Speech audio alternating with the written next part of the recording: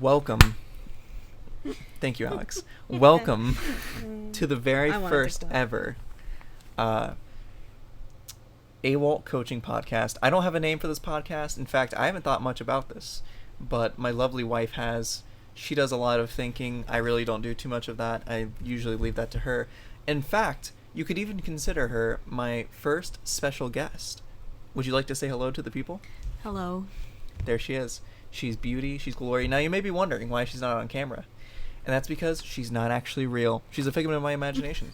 Now, she's got some questions prepared for me. We're going to be talking about... The reason... No, you can say the reason I'm not on the camera, and it's just because this is supposed to be about you, and I'm kind of interviewing you. So basically, I'm self-absorbed, and I need as much attention on me as possible. And if there's any sharing with that attention... I also wasn't ready to be on camera, but I just mean, like, in general, when you have real guests. How about this? Guys, if we can get 100 likes on this post, I'm not going to do anything about it. Just kidding. I might have her on video. Or maybe you have a real guest. You know. Yeah, I feel like I could totally get some real guests. I'm sure people are lining up out at the door to get on here. Anyway. Tell them what we're going to be talking about. I don't know what we're talking about. That's your job. Got it. Well, first do a short introduction. Who are you? So, my name is Garrett. Should I say my last name? Yeah. Oh, yeah. I think so. Okay. My name is Garrett. I don't know if this is a security issue. My name is Garrett Awalt. I was born in Ohio. Now, if you hear any kind of weird noises, it's just people getting ready to assault my house. The meth heads, they've been doing little incursions into my yard, throwing trash. So if you hear stuff, it's probably that. Don't worry, though. Getting ready for a turf war. I'm going to literally jump over that counter and fight them. That'll be so fun. Anyways, okay, so I'm from Ohio, which may seem like a very unimportant detail, and that's because it is. So I was born there, moved here to Florida, and then I was just a small, skinny little man. How many pounds did you start at? What weight were you? When I was 16, that's when I started working out. When I was 16, I was 99 pounds. So, I'm 5'7", I think, but I was probably more like 5'6" then. I think I've grown a little bit, maybe. I'm not really too sure. I've never tracked my height or anything like that. But, yeah, I only weighed 99 pounds. And there was a multitude of reasons as to why I got into working out. And thinking back to it... That was my first question. Go ahead and ask it. So, what made you get into working out? Funny enough, it was to get girls to like me. Ah, boo. But I think most people can relate to that. Is that the thing that got me into working out was like, what's the word I'm looking for? Not self-confidence. Yeah, confidence. I was self-conscious of my body and the way I looked. I thought you were saying, like, to gain self-confidence. Pretty much, yeah. So basically, I didn't like the way that I looked. I always felt, like, small and weak. And, like, I would look in the mirror, and I really didn't like what was looking back at me. And I would see, like, Marvel superheroes or buff men from various forms of media. And I thought, dude, I want to look like that. That's cool. And I thought that by looking like that, I would get the attention of females who normally went for hot guys. And so I was like, all right, well, I'm just going to become a hot guy. Right. And so that's what I did. Also, there was another thing that made me get into working out. So it was like a threefold thing there that made me get into working out. And getting girls was one. Mm-hmm. The second thing that made me get into working out was I remember I was at this like house party thing, and I don't remember why, but I think it was started out as kind of playful, but like some kid who was like 2 years younger than me and like 60 pounds heavier than me basically like sat on me, and I just felt really powerless and angry that I couldn't do anything about it. Who was that? What's his name? Where does he live? We won't be disclosing that information. No, actually. I just want to know personally. No. You're not allowed. Anyways, so I like that basically destroyed like my masculinity. Again. I guess. Who was this? No, we're not putting that in. Okay, you can take it out. You can learn later. I don't feel like editing it. So anyways, no. Okay. So anyways, later, like being in that position and like being like having that feeling of like I can't believe that I'm like so weak and that I'm so small and that like whatever, that was another driving factor. Like, I didn't want to feel weak and feminine, basically. I wanted to feel like a masculine Chad. And then the third thing that got me into working out was I remember I was doing schoolwork, and like I would get these like constant headaches, and I just felt like trash all the time, probably because I wasn't really eating much. But I just remember feeling like garbage, and I was like, I hate this. Like, I hate feeling like this. I don't want to feel like this anymore. Sorry if I'm not looking at the microphone much. I'm mostly looking at Alex, because she's just so pretty. Anyways, so I was like, God, I feel like crap. I don't like the way I look. I feel weak. Like, I don't want to be that person. And so I started working out. And at the time, the only way to work out that I knew of, or the only kind of like introduction to fitness that I had, was going to Zumba with my mom, which was fun but a little embarrassing because I don't like to dance. The second thing I had with fitness was I had a free personal training session with the guy at my local Gold's Gym, and I remember like really liking the guy, and not in like a weird way. I just remember thinking, You're gonna have to take it out. No, it's okay. Like, cool older brother energy, not like I liked him. You know what I mean? You're gonna have to take it out. No. Yes. No. Start over. No. We can't be. The point is, Homophobic. I'm not. That's not homophobic. Okay, I get nervous once you get out into the Me public. saying, yeah, I don't like this guy in like a romantic way isn't me being homophobic. It's me saying I, as a 16-year-old, didn't like my 27-year-old personal trainer guy. See, she makes me feel so self-conscious. Start over. No. Okay. You Listen. trained with who? So I trained with this guy. His name was John, and he was super cool. I remember being really afraid when I first walked into the gym, feeling really uncomfortable, like I didn't belong there, just kind of like freaked out overall. It was a really uncomfortable feeling for me. Sorry. Just like yeah. Thank you, Alexa. Okay, so it was like a really uncomfortable place for me to be, and like obviously I was already struggling with being self-confident, and so I felt even worse. And he did a free session with me, and kind of just made me feel like more comfortable being there, and made me feel better about myself. We had a really fun workout. I really enjoyed it.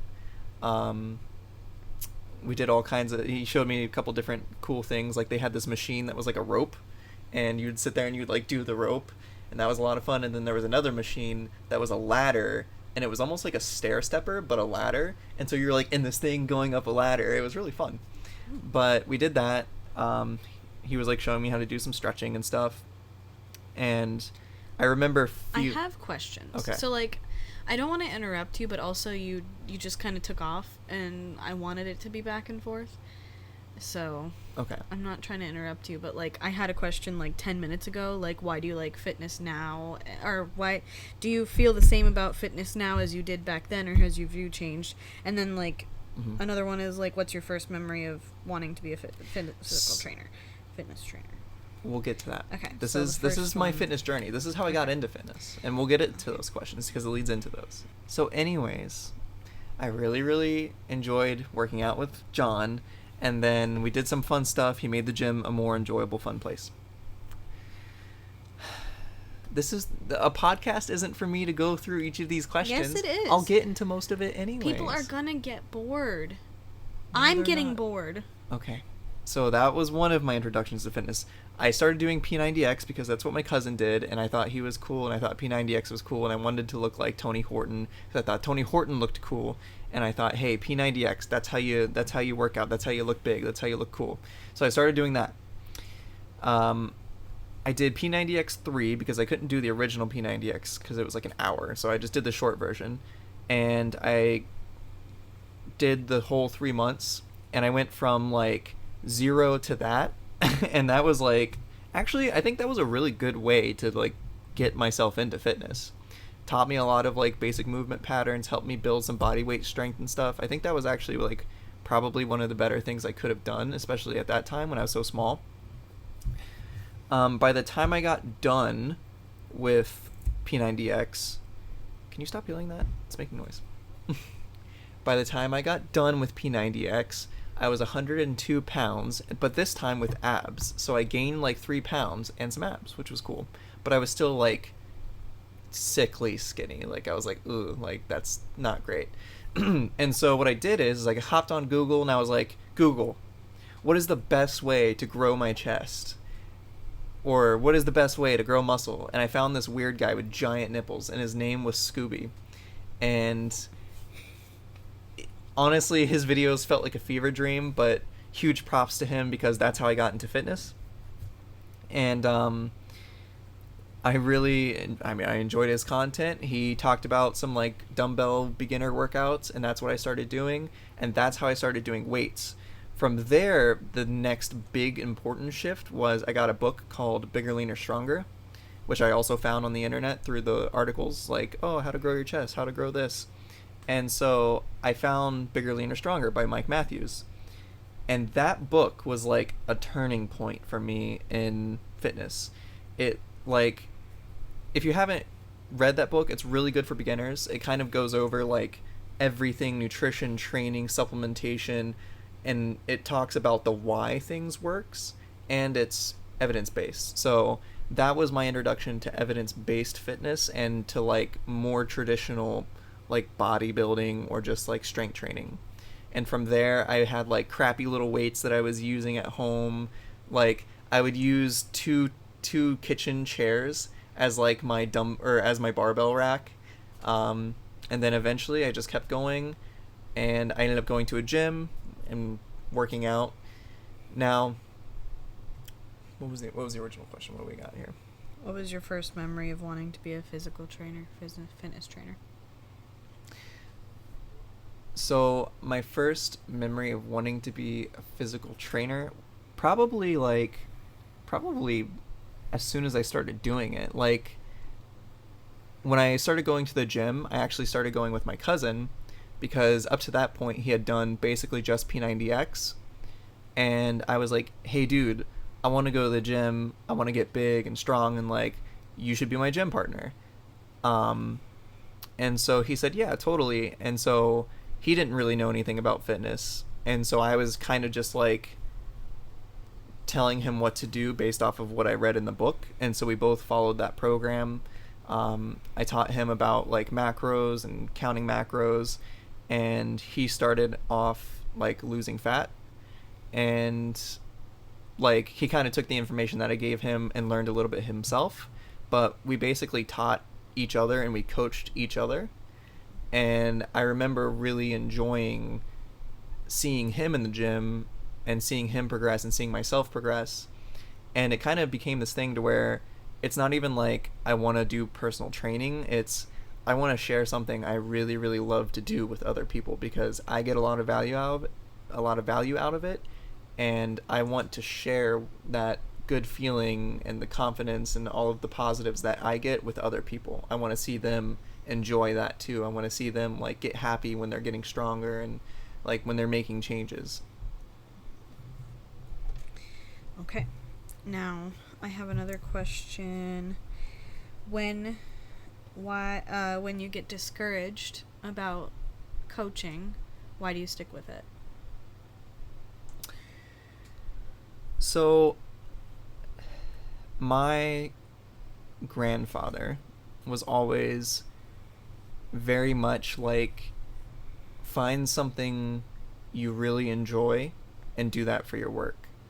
And I remember seeing people like who live their whole lives working jobs they hate, and I'm like, for what? Like, what's the point of that? I feel like work makes up a big part of your life, and so I think that having satisfying work is really, really important. And there are times where like I get discouraged about it, and obviously everyone wishes things could be better. Like I wish my business could be bigger and better right now, just like how other people wish that their fitness progress could be more right now. But the thing that stops me from being discouraged, or the thing, I guess it's normal to be discouraged. I'm saying, why do you end up sticking with it after you are discouraged? And I would just say it's because I really, really love it, and I feel like I'm good at it, and I feel like I can help other people with it. and the thought of giving someone else the joy that I get from it, that really, really, like, I want to do that.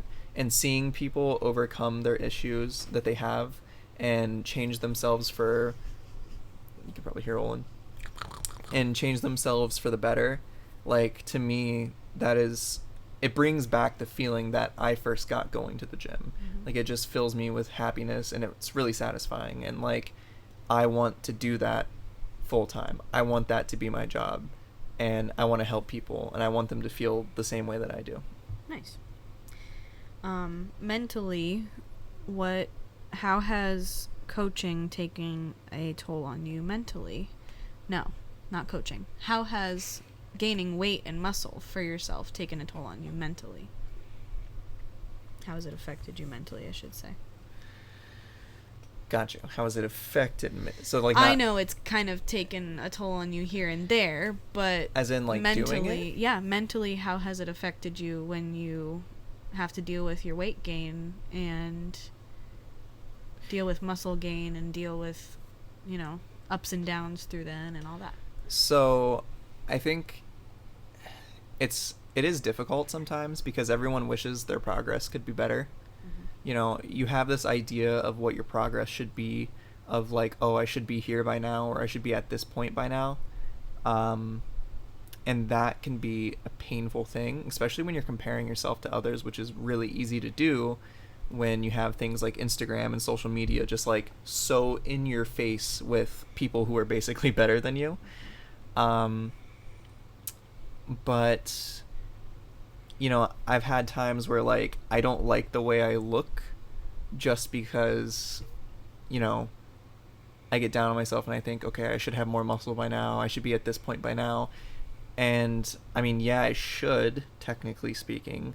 But the thing is that in order to get to a certain point, you have to put in a certain amount of work. And my life up to this point, there's been periods where there's less stress, periods where there's more stress, and I'm only able to put in as much as I'm able to put in. And so kind of like dealing with that and being okay with that is difficult because you want the best results right now. But having to realize that you might not be able to get the best results, or that your best results are just good results or decent results, and that it might take more time, that can be kind of a struggle. And I don't think there is really anyone who ever feels like, yeah, I finally, like, reached all of my goals. I don't think that for some people they do feel that way, but I don't think like I do, which isn't necessarily a bad thing because it keeps me in the gym, it keeps me going. I think a part of being a human being is there's always room for improvement, and once you reach one goal, new goals appear, and so that's how you know that you're making progress, is because you have a new goal. So your old goal might have been to get to what, like 150 or something, and you've surpassed that. Yeah. Like when I first started at 99 pounds, like, gaining 25 pounds was like, I was like, whoa, that's amazing. But I hit 125, 130. A lot of the times I found that it didn't come on steadily. It was very like a spurt. So it would be like, even now, like, it'll be times where my weight will be stagnant for a while, my training will kind of feel terrible, and then I'll hit this like couple like month long just like hot streak where I make a lot of progress. And I think that comes down to just me not being super consistent with the quality of effort, or not effort, but like work that I put in. I feel like if I was like really dialed, I would be seeing those kinds of results all the time. Our situation also doesn't allow for us to be super dialed in anything right now. But. And that's the thing, is like, again, balancing your circumstances with what you want, that's a difficult thing, and it can often lead to being frustrated, being angry, like being negative. Like, I can be negative about my body. Like, I look in the mirror and I'm just like, we're gonna get to that. We're gonna get to that. Okay. Physically, how has it affected you? How has your body affected physically? Like, I would say your heart is something I would ask about. Like, what do you have to be careful of while you're working out? Did you notice anything like difficult about yourself when you started to gain muscle and weight and get up to the weight you wanted to be? So, for those who don't know, which is probably everyone listening to this, um, I have a bit of a heart condition. So it's, I think, called Jiminy PVCs or something like that. Why Jiminy? Yeah, Jiminy Crickets is in there just going wild. No, so it's like every third beat, my heart either skips a beat and then beats extra hard, or it'll do like an extra beat. Like it's basically every third beat is an irregular beat. And It's kind of like an arrhythmia, but scary. yeah, it's an arrhythmia. Yeah. But it can be, it's basically palpitations and stuff. Like every third beat is a palpitation essentially. And so that kind of makes it harder for me to work out and stuff, because as my heart beats faster and faster, those irregular beats get closer and closer together because it's beating faster. And so what happens is my heart is skipping a beat and then beating extra hard quicker together. And then there's the risk that if my heart rate goes too high for too long, it could like basically stop, because when it pauses, it can like stop or something along those lines. But according to my cardiologist, it's probably fine. I just have to be careful when I'm working out. The way it affects me is if I go a little too hard and I'm breathing too heavy, I can have like bad palpitations and basically have a panic attack. Like physically, it drains me if those palpitations get too close together. And so I can't do as much as I really want to sometimes, and I have to like hold myself back. And then when I look back over the course of getting into fitness, I've always been like unathletic, and like I would run a little bit and then die and like be like like that. And looking back on it, more than likely that's because of my heart, and I just didn't know it at the time. And so it has affected me, but I feel like I'm in a decent enough spot now to where I kind of have a good feeling of what will bother it and what won't, and kind of how to stop it from being a problem. But yeah, and it's just at any point my workout can turn really scary. Like when I get those really bad, it feels like I'll have my whole arm go numb. I'll have my feet go numb. I'll get lightheaded, tunnel vision, my ears, like I won't be able to hear, it'll just be ringing, and I almost pass out, essentially, if I go too hard on it. So what would you say, like, given your experience, the two sides, two of the sides of body dysmorphia, too large versus too small, what would you say are some of the similarities and differences between feeling that way, too large or too small? I would say that, I mean, they're very similar, because either way you're not living up to some sort of expectation. So on one side of the coin, you're not living up to the expectation that I should be smaller or skinnier or whatever. And then on the other side, I should be bigger, I should be, whatever. And either way, people comment on you. Obviously, there's a bit more stigma around being overweight, so to speak. And so that's probably more difficult to deal with, I would say. Well, I mean, you've dealt with the other side of that. I was just saying, like, what are some of the things that you had to face that would be similar to the things that someone would have to face who beats themselves up for not being the right size the other way? So, like, from myself standpoint, your own perspective, yep. Body dysmorphia. So what are the things I struggle What with? are some of the things that you felt while you were, air quote, too small, or still feel, even though you are a normal and bigger size than you were? Did it ever go away? Did No. those thoughts and feelings ever go away? No, I mean, I would say I've got a better handle on things now than when I was skinnier. So, like, now, most times I can kind of make myself feel confident, but obviously comparing myself is a big deal. Like, I'm constantly comparing myself to other people on social media, And then it's also like reached over into like actual training and stuff, because like I can feel not good enough to train people because of the way I look. Like I don't deserve to be training them because I don't look a certain way. And Would you say that comes from like a group society mentality of you have to look a certain way to train people? yeah, Yeah. yeah, and I mean that's the thing, is that like a lot of, and it is true, because your body, when you're a trainer, your body is your business card. Like That'd be like going to whether a hairdresser and you don't agree with her hairstyle. whether you like it or not, people are judging you on your body, especially when you're a personal trainer, because no one goes to a personal trainer that they don't want to look like.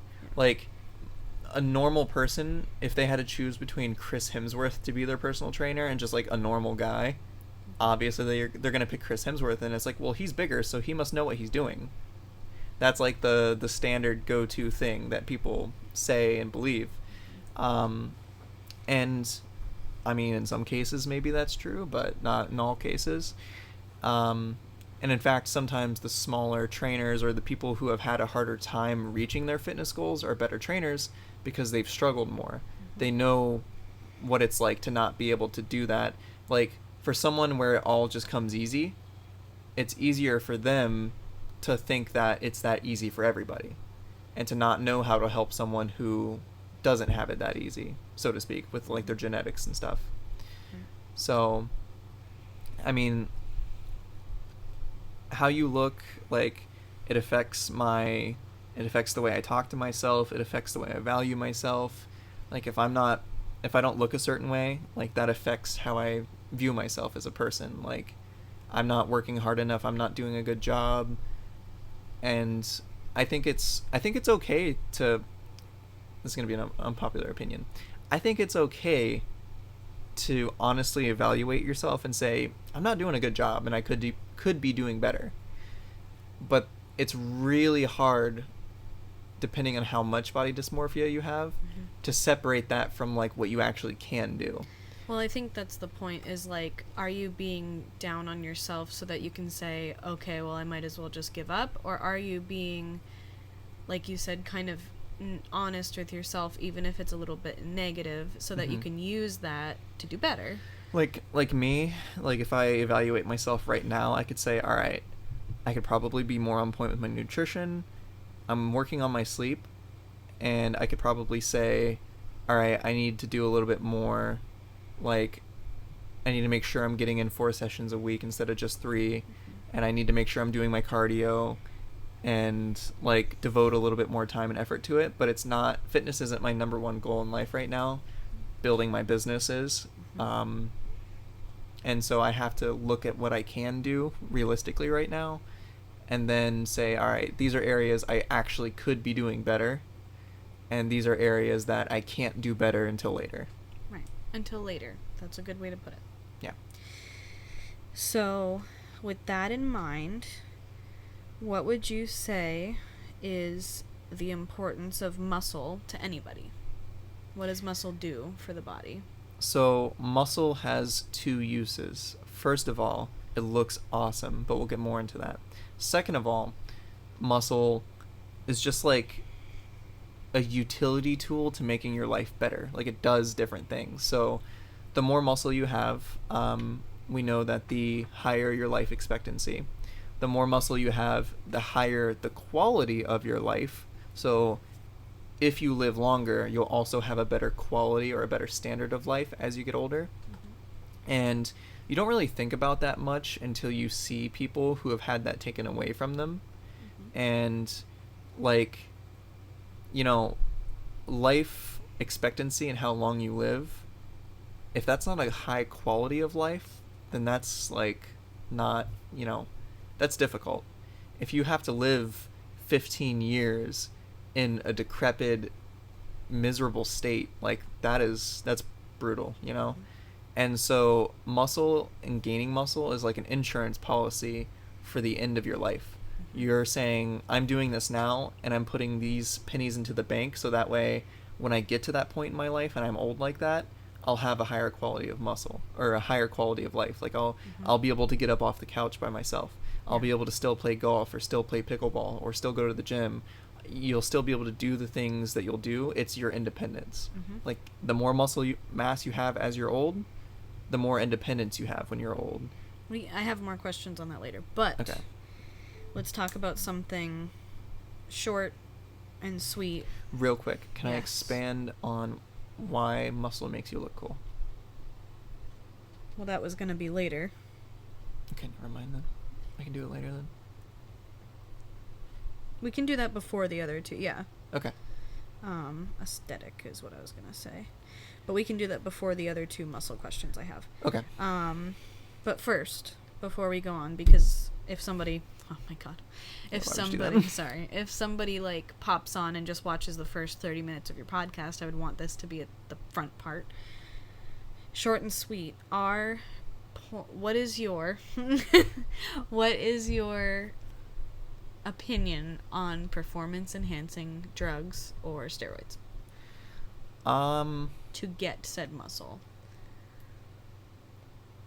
So, Because I know there's a lot. I know it's a big question, but just short and sweet. I don't think most people should do that. And it's a bigger deal than people realize, because it does have, like, long-term effects on your health.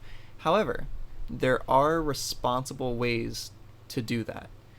And if you have a certain goal, like, that's just not realistically achievable without that.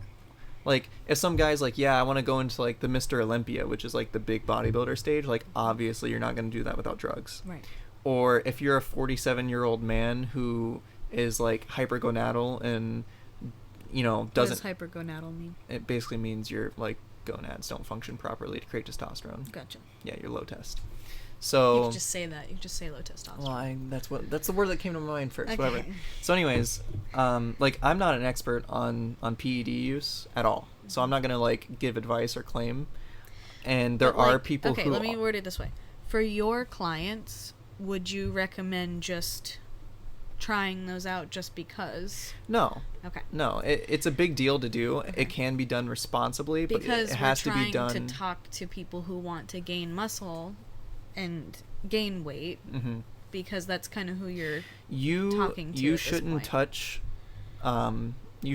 drugs like that unless you have already hit your natural genetic potential. Where, like, any responsible PED coach is going to tell you to go away until you've hit that point. So even if you're planning on using those things and on Just doing wait. that, don't do that until you've fully mastered being a natural athlete. Because the things that you do as a natural athlete, you're also going to have to do as an enhanced athlete, and even more so. So basically, don't do that unless you've already hit your genetic potential, which takes a lot of work and that most people aren't going to do anyways. Yeah. And those drugs can be used responsibly, but they still have risks no matter what you do, even if you are using them responsibly. And for some men who need it, they can do something called TRT, which isn't putting you outside the excess range of natural as far as the testosterone goes. So you would still be considered, like, within the natural range.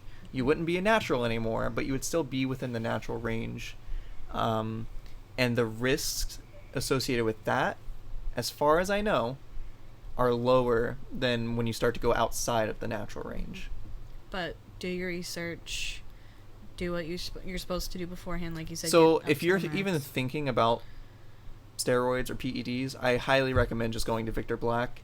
All of the coaches who actually know anything in the industry are using his models anyways, and he has the best standard of information. It's all evidence-based. If you're remotely interested in that world of using any kind of exogenous, hormones or steroids or anything like that, like, go straight to him. Like, don't even listen to anyone else. Don't stop at anything else. Just go straight to him. Pay his fee for his thing. And, yeah. So that's what I'll say. Okay, back to muscle aesthetic talk that you were talking about earlier. So, one of the main functions of muscle aesthetically, if you've ever thought about toning, like, oh, I want to tone, Toning is literally a combination of gaining muscle and losing fat in one single area. So when a woman says, I don't necessarily want to get bigger because of weightlifting, I just want to tone the muscle I already have, what does that mean? What is she saying she actually means? But I don't know she's saying. What she actually wants, but she doesn't know that she wants it, is she wants to grow muscle in that area. Like, let's say she says she wants to tone her arm. She wants to grow muscle in the arm and lose fat. And what that does is it reduces the appearance of visual body fat in that area, and it makes the muscle more pronounced to where it gives it that toned look. Yeah. So most women who have that toned look actually have a lot of muscle and their lower body fat. So what would you say to someone if they say, well, I don't want to weight lift, like, because I don't want to get too big, I don't want to get too bulky. Let's say someone starting, like, overweight too. Would you say that that's dangerous because you don't want them to look too big? I really, really, really, really wish it was that easy to get too big, because that would be amazing. Like, most people are training really, really hard and consistently for years, and they're not getting big. Like, not that big, you know? Mm-hmm. It's basically a non-issue. I just hear it as a scare tactic a lot. So yeah, and here's the thing. Coaches will be like, do my cardio workout because you don't want to get too bulky. Here's the thing. Even if you did grow more muscle than you wanted, you could literally just stop training that muscle for like 3 months, and there you go. It's no longer a problem. So it's not going to sneak up on you. Like, you're not going to like look up, you're going to wake up and be like, oh my God, I'm Arnold now. Like, oh, what happened? Like, it's not going to work like that at all. Like, so you'll see it coming. More than likely, they will also lose fat simultaneously if that's their goal, correct? Yeah, so like, as you're building muscle, the things that you have to do to build muscle generally also help with fat loss. And that's one myth that I hear, is that like, oh yeah, if you build the muscle in this area, it eats the fat in that area. That's not how it works. Your fat doesn't really fuel your muscle or whatever. Your fat doesn't turn into muscle. Your fat does fuel your muscle, but it doesn't turn into muscle. So like, because otherwise it would just fill the space where your fat was, and you'd be the same size, but just 10 times heavier because you're 100% muscle. That's not how it works. So that's a myth. Along that same vein, let's do this. Okay. Let's say you're super sick, you don't work out for 6 months. Is it possible to lose that muscle completely? Yeah. Yeah?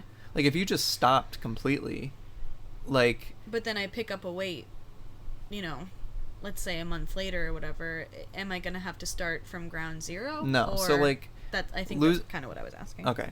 Losing muscle is a really slow process.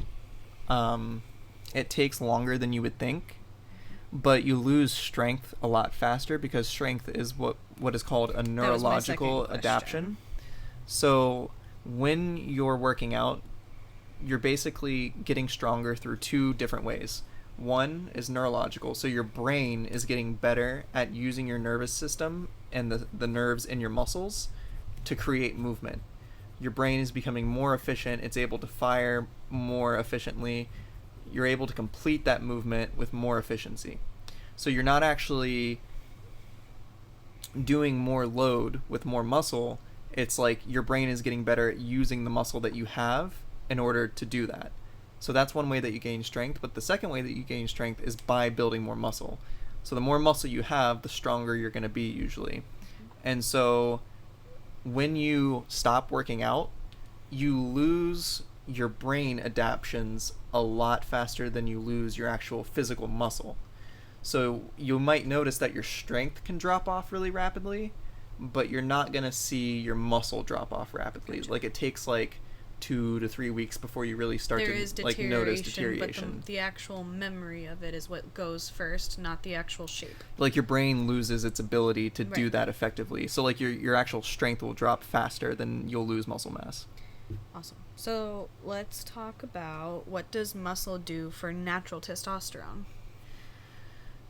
Generally speaking, going from like 0 working out, sitting on your butt all the time, eating food you're not supposed to be eating, even if you just work out as a man, what does that do for your testosterone naturally? You should see a raise in your testosterone. And the reason, I think, like, again, so hormones are kind of outside my wheelhouse, like, kind of at this point. So this is me speaking from kind of limited. I mean, you've done more research on female hormones than you would Yeah. male hormones, which is my next Yeah. question, but let's focus on that first. So, like, as far as testosterone goes, like, living a healthy lifestyle is very testosterone promoting. And building muscle requires living a healthy lifestyle. So, eating enough protein, eating enough fruits and vegetables, so, like, a mostly whole, minimally processed diet, working out, taking care of yourself, sleeping, all of those things promote good testosterone production. We can talk about sleep more. Oh, not yet. No, it's okay. I have some. We're getting some water.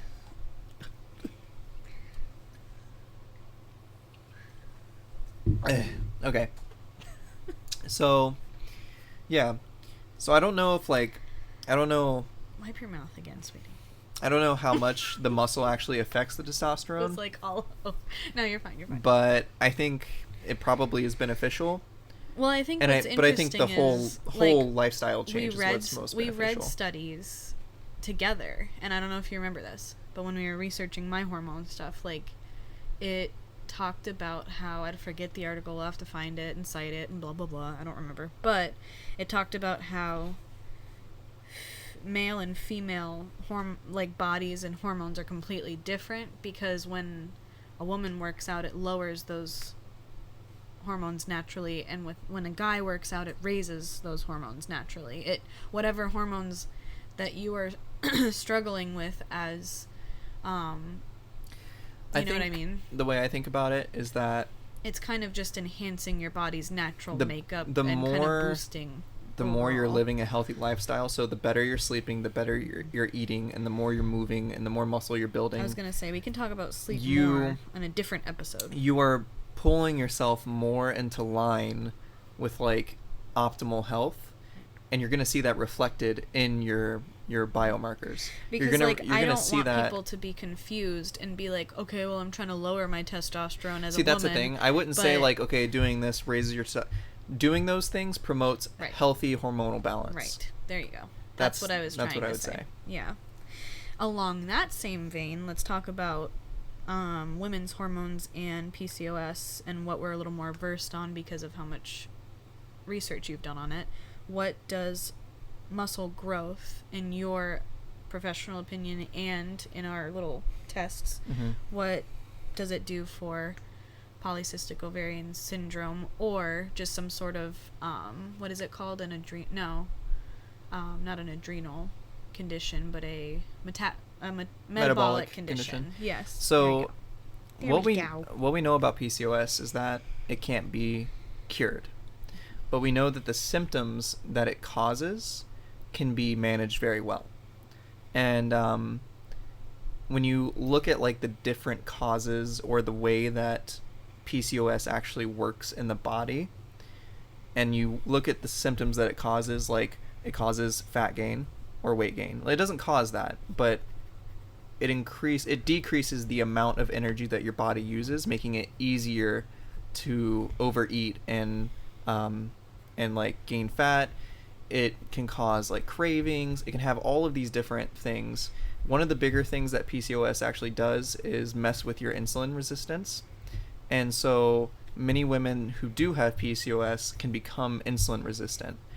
Insulin is like the hormone that allows sugar into your cells for fuel.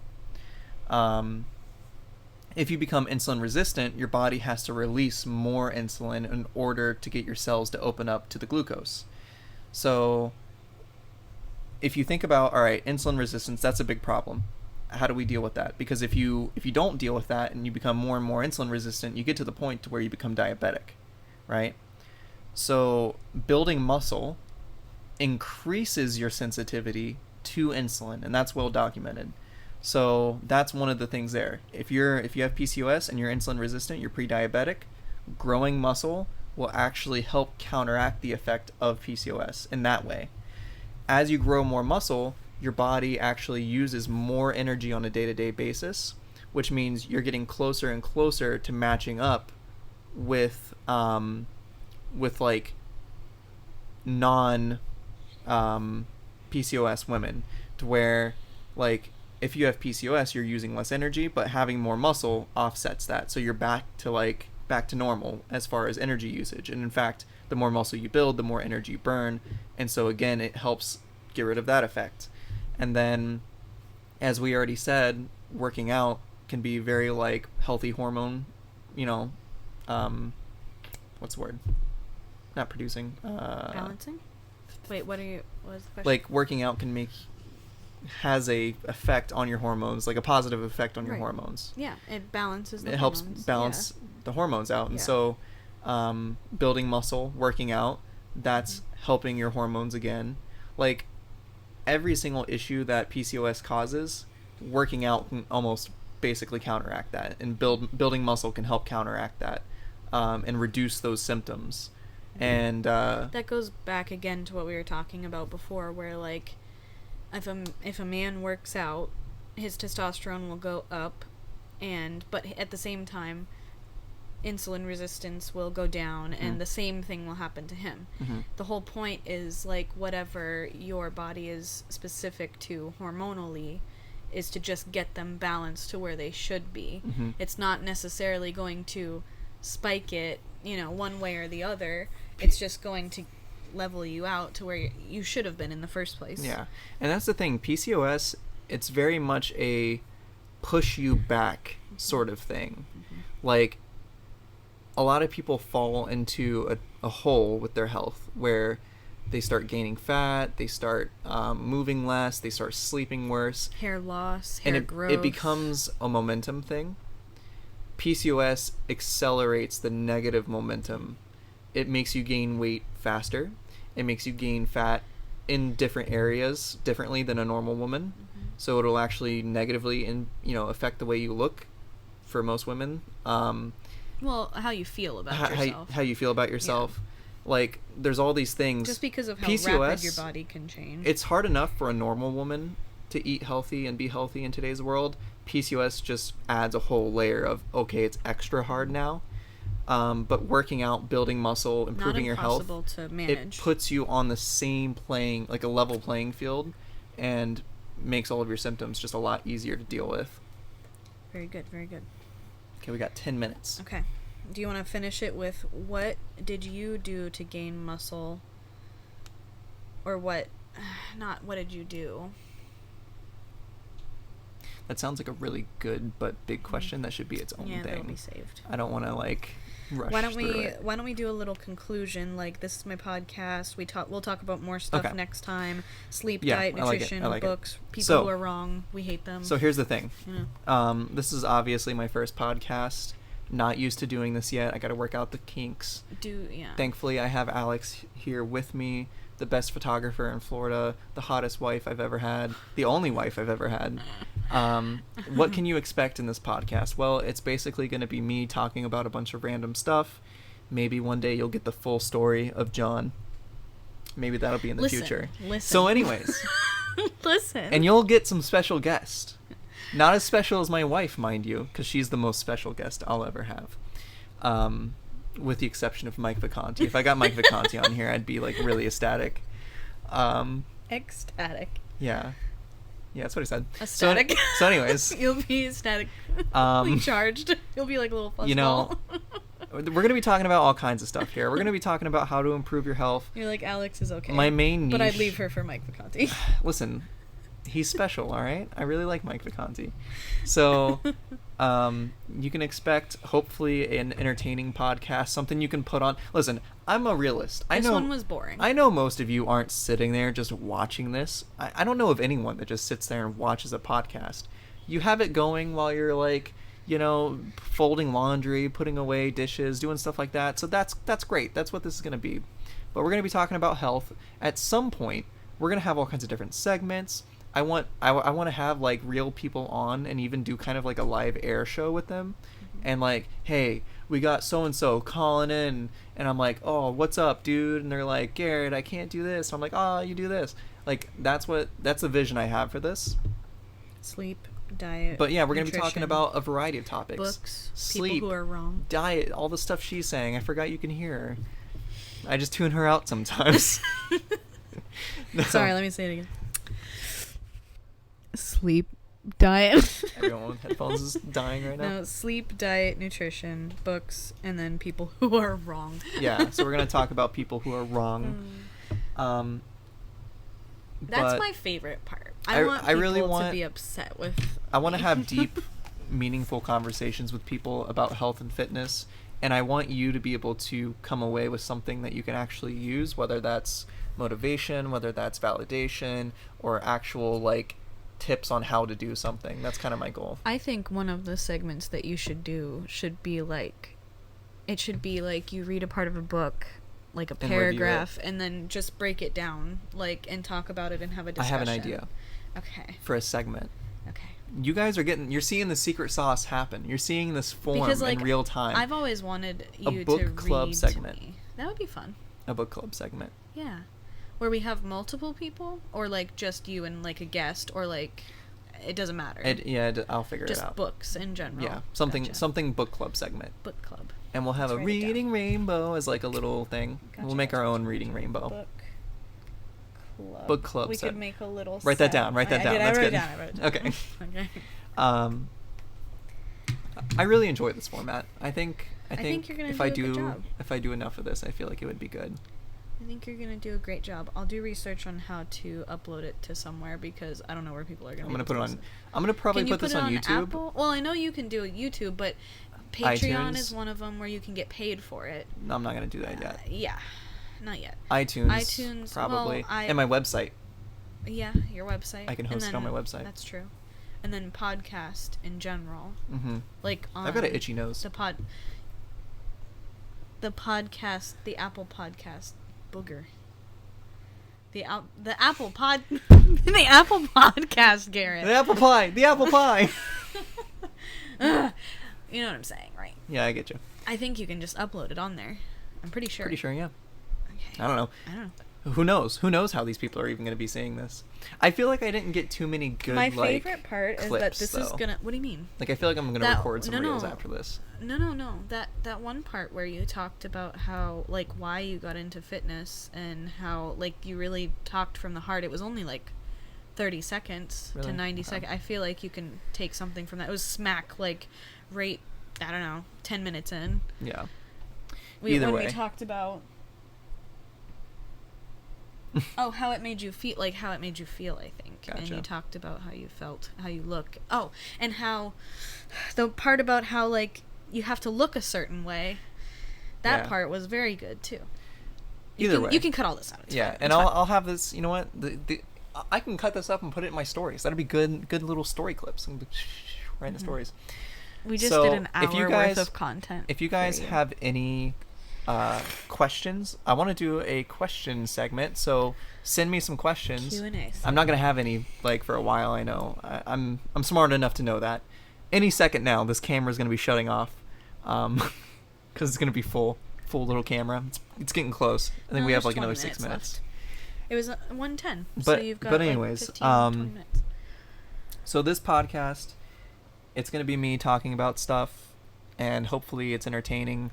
You know, I don't want to be one of those fitness podcasts where it just drones on for like an hour of like people talking about like the same subject. It just gets kind of like repetitive and boring. Like, how many podcasts do we really need about like volume and intensity and building, like, you know, the nitty gritty of this and that? I feel like it was something else. Fast-paced, though. Yeah, I felt like this was good. Something else I want to talk about as we get more into these podcasts is looking at historical training regimens and eating regimens and kind of looking at like what they got right in the past and what they got wrong. And I'm a big believer that the way we train today is the same way that bodybuilders were training back in like 30, 40 years ago. History instead Swole of history. drunk history. Yeah, there you go. His story. They're like, why is it his story? Well, from now on, I'm going to refer to it as mine story because it's my. So they call it her story, and I think that's stupid. Take that out. No. Take it out. They need to know your real true thoughts, Alex. No, take it out. My wife is a massive misogynist. No. But I hope you all enjoyed it. Tune in for the next episode, you know? Tune in. It's a great podcast so far, I think. I think this is I pretty think good. so too. I think you For a did a good first job. episode, not See bad. what happens when you just do it and you don't worry about it? Yeah. Did you like it? Did you like the way it came out? Guys, that's a big tip for you. Stop worrying about it and just start doing it, guys. You know, like literally, like I know it's cliche, and I know it's like the Nike slogan or whatever. Just do it, just do it. But God, it's so true. Like when you just do something, it usually ends up working better for you. And then on top of that, like, oh, I don't have the motivation to do it. Doing something I in just the had first to place sit is how you literally get with you motivation. standing on your feet to make you do it. That's your motivation. You're welcome. Well, I listen. Let the record state this wouldn't be happening if I hadn't cleaned this living room yesterday because I wouldn't true. feel in the mental headspace We to don't be have to doing talk this. about our living room. It's fine. Sure, why not? Guys, Because- it's normal to have a messy, awful house and living room sometimes. You'll have to edit that out. Yeah, right. I don't know who you think I am going to be editing all this. Anyways, Take that out. I'm not taking it out. No, You have to edit it a little bit. I'm not doing it. Yeah. Okay, stop it. You can't Stop make it. me. All right. Hold on. Outro, We need an outro. What would be a good outro for it? Guys, leave your outros down in the... No, I can't do that because then I can't use it. That's true.